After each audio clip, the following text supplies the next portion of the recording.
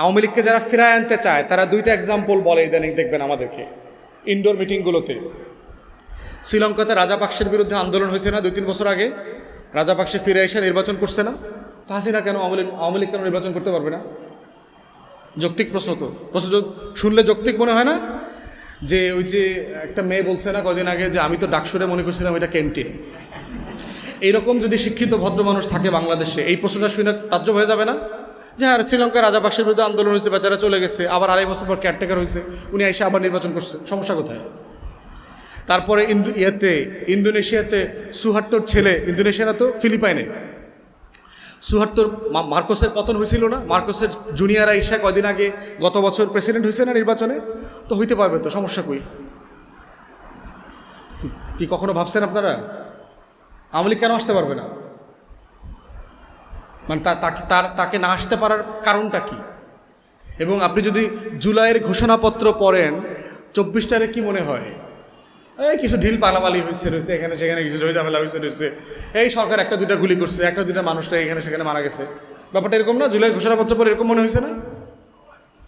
তাহলে খেয়াল করতেছেন যে একটা ঘটনার ইন্টেন্সিটি, এটার পাঞ্চ পাওয়ার বলে আর কি, যে আপনি একটা মানুষকে কত পাঞ্চে মারলে তার কয়টা হাড় ভাঙবে, ইন্টেন্সিটিটা লো করে ফেলছে।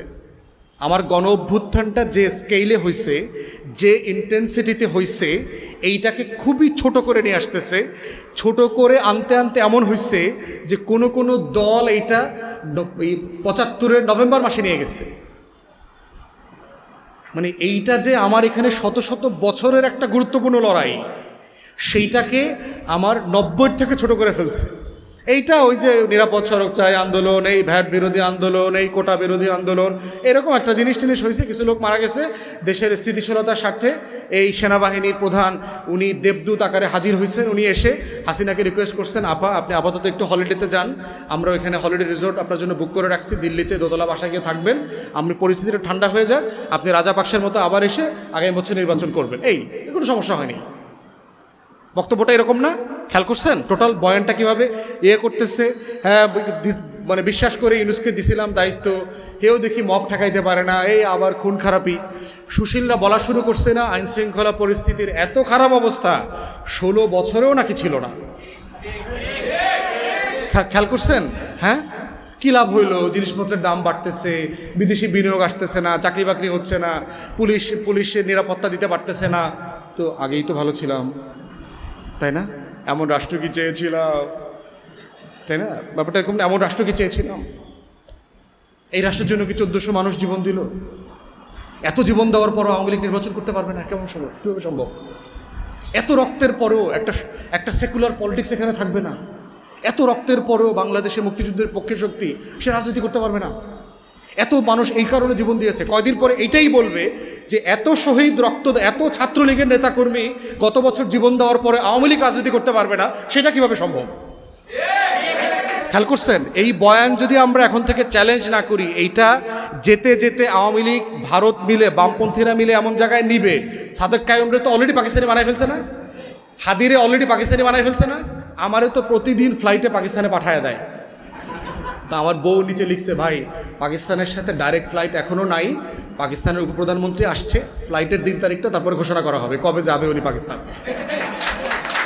যেহেতু আমার পাঠায় দিবে, ফ্লাইট লাগবে তো। ইসলামাবাদের সাথে এখন ফ্লাইট নাই, এই জন্য নতুন দেখবেন ইসলামাবাদের সাথে ডাইরেক্ট ফ্লাইট হয়েছে। তো নিচে আবার আরেকজন লিখছে, ভাই এই যে আপনারে পাকিস্তানে পাঠানোর জন্যই বাণিজ্যমন্ত্রী আইসা সরাসরি ইসলামাবাদে ডাইরেক্ট ফ্লাইটের চুক্তি করে গেছে, আমারে, হাদিরে, হাসনাতরে সবারে পাকিস্তান পাঠাই দিব। তাহলে এই রাজনীতিটা খেয়াল করে দেখেন, আওয়ামী লীগ মুক্তিযুদ্ধ না করে মুক্তিযুদ্ধের টোটাল মালিকানা যদি নিতে পারে, বিশ্বাস করেন যদি আপনারা সতর্ক না থাকেন, 24-এর আন্দোলনের মালিকানা আওয়ামী লীগ দিল্লি রেজিস্ট্রেশন করে নিয়ে নিবে। নিশ্চিত থাকেন যে আওয়ামী লীগের রাজনীতি করবার জন্য মুক্তিযুদ্ধের সপক্ষের 1400 মানুষ জীবন দিছে শুধু শেখ হাসিনাকে ফেরায় নিয়ে আসার জন্য। এই বিএনপি, জামাত, এই সেনাবাহিনী মিল্লা হেরে দেশ থেকে পাঠাই দিছে। ইতিমধ্যে দেখছেন না ছাত্রলীগের গুন্ডা পান্ডাও এই আহত নিহত শহীদের তালিকায় ঢুকে গেছে। হেলমেট বাহিনীর প্রচুর সদস্য ঢুকছে না? তো এটা কয়দিন পর তো প্রকাশ করবে। হ্যাঁ, ওই যে সাদেক কায়ুম ছাত্রলীগের অমুক কমিটিতে ছিল, ফরহাদ অমুক কমিটিতে ছিল, এরাই তো আন্দোলন করছে। 20 বছর পরে মানুষের মেমোরি ফেড হয়ে যাবে না গ্র্যাজুয়ালি? তখন এই প্রত্যেকটা শহীদ আন্দোলন, ওসমান হাদির ব্যাপারে একটা চিঠি বাইর করবো যে ছাত্রলীগের ফর্ম পূরণ করছিল ওই বরিশাল কোনো এক জায়গায় ফর্ম পূরণ করে সবাই আমাদের সবার নামে দিয়ে দিবে, টিয়া প্রমাণ করে দেবে যে গণ অভ্যুত্থানটা হইছে আসলে কোটা বিরোধী ষড়যন্ত্রকারীদের বিরুদ্ধে মুক্তিযুদ্ধের সপক্ষ শক্তিকে ক্ষমতা রাখার জন্য, বাংলাদেশে মৌলবাদীর উত্থান ঠেকানোর জন্য, একটা সেকুলার লিবারাল ফোর্সকে ক্ষমতা রাখার জন্য, বাংলাদেশে অস্থিতিশীল মবের পলিটিক্স ঠেকানোর জন্য, একটা স্থিতিশীলতার রাজনীতির জন্য এই শেখ হাসিনার নেতৃত্বেই আন্দোলনটা হয়েছে। এইটাই বয়ান হিসাবে দাঁড় করাবে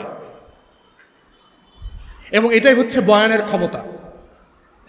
অতএব সেই জায়গা থেকে কিভাবে কার ক্রেডিট কিভাবে ছিনতাই হয়, শেখ মুজিব 9 মাসকে জেলখানায় ছিল না ডুপ্লেক্স পাকিস্তানের বাংলো বাড়িতে ছিল? পড়ছেন আপনারা হিস্ট্রিতে? তার কুকের ইন্টারভিউ আসছে না, তারা যে রান্না করে খাওয়াইতো, পড়ছেন আপনারা? দেখছেন ইন্টারভিউতে? উর্দুতে আছে, ইংলিশে আছে, ইন্টারভিউগুলো পড়বেন। শেখ মুজিবকে যে রান্না করে খাওয়াইতো, কি ধরনের প্রিজনারের জন্য আলাদা কুক পর্যন্ত দেওয়া হয় যিনি বাঙালি খাবার রান্না করতে পারেন।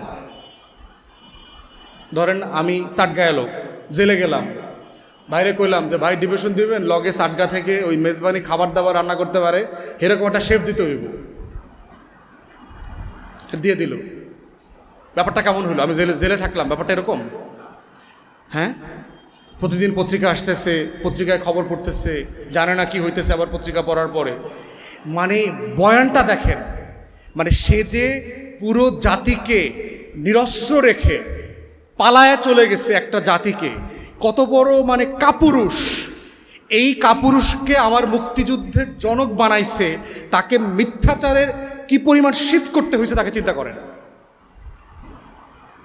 এবং সে নিজে কোর্টে ওখানে জবানবন্দি দিছে যে আমি পাকিস্তানের অখণ্ডতায় বিশ্বাস করি। কোর্টে, পাকিস্তানের কোর্টে তার বিরুদ্ধে রাষ্ট্রদ্রোহিতার মামলা হয়েছে, তো সে কোর্টে বলছে আমি পাকিস্তানের অখণ্ডতায় বিশ্বাস করি। এবং সেইটার জন্য তো সে কাজও করছে, কাজ করে নাই। ভারত থেকে বাংলাদেশে এসে প্রথম কি বলছে? ভারতে গিয়ে গান্ধীরে বলছে না সৈন্য উঠায় ফেলতে হবে। তো শেখ মুজিব যদি এত ভারতপ্রেমী লোক হয়ে থাকে, এত যদি মুক্তিযুদ্ধের সপক্ষে শক্তি হয়ে থাকে, তাহলে ভারতের সৈন্য উড্র করলো কেন? যৌক্তিক প্রশ্ন না?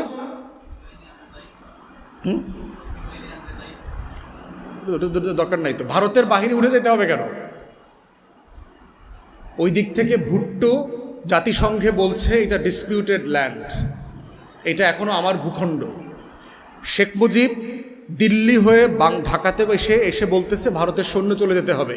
ইন্দিরা গান্ধীকে দিল্লি থেকে বলছে যে আপনার সোলজার উঠায় নেবেন, আপনি আমাদের সাহায্য করছেন, ধন্যবাদ। এইটা কি ভারতের ন্যারেটিভের সাথে যায় না পাকিস্তানের ন্যারেটিভের সাথে যায়? যে ঠিক আছে আলাদা হয়ে গেছেন ফাইন, কিন্তু ভারতের পেটে ঢুইকেন না। শেখ মুজিবকে তো এটাই বলা হয়েছে আলটিমেটলি, কি আলাদা হয়ে গেছেন, যুদ্ধ হয়ে গেছে, ফাইন, কিন্তু আপনি ভারতের পেটে ঢুইকেন না। পাকিস্তান কি জিনিস আর ভারত কি জিনিস, এটা শেখ মুজিবের থেকে ভালো কে জানে? তার আত্মজীবনে পড়ছেন না? 46-এ কীভাবে হিন্দু বাড়ি অ্যাটাক করছে, রায়ট করছে, এগুলো লিখছে না সব? 46-এর কলকাতার রায়টে শেখ মুজিব কোন লেভেলের মারামারি করছে এগুলো বলছে না? গোপালগঞ্জে, ফরিদপুরে কীভাবে হিন্দু বাড়ি পড়ায় টড়ায় দিছে, এগুলোর গল্প বলছে না সে? সো দুই রাষ্ট্রকেই সে ভালোভাবে চেনে। এখন এইটা বলার মধ্য দিয়ে কি আমাদের স্বাধীনতার আন্দোলন ছোট হয়? না, ছোট হয় না। এটা কোনোভাবেই আমার মুক্তির লড়াইটা ছোট হয় না।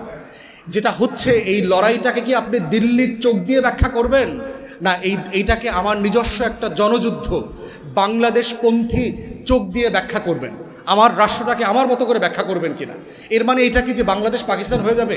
প্র্যাকটিক্যালি সম্ভব? আমার সীমানা আছে। বাংলাদেশে কোনো মানুষ গত 54 বছরে বলছে আমি পাকিস্তান হইতে চাই? কেউ বলছে? কিন্তু দেখবেন যে প্রত্যেক দিন যারাই দিল্লির আধিপত্যবাদীদের বিরুদ্ধে কথা বলে তারা বলে ও পাকিস্তানপন্থী। খেয়াল করছেন? আমরা কেউ কি কোনোদিন বলছি যে আমরা পাকিস্তান হইতে চাই? বাংলাদেশের কোনো পলিটিক্যাল পার্টি কোনোদিন বলছে 71-এর পরে? বলে নাই তো।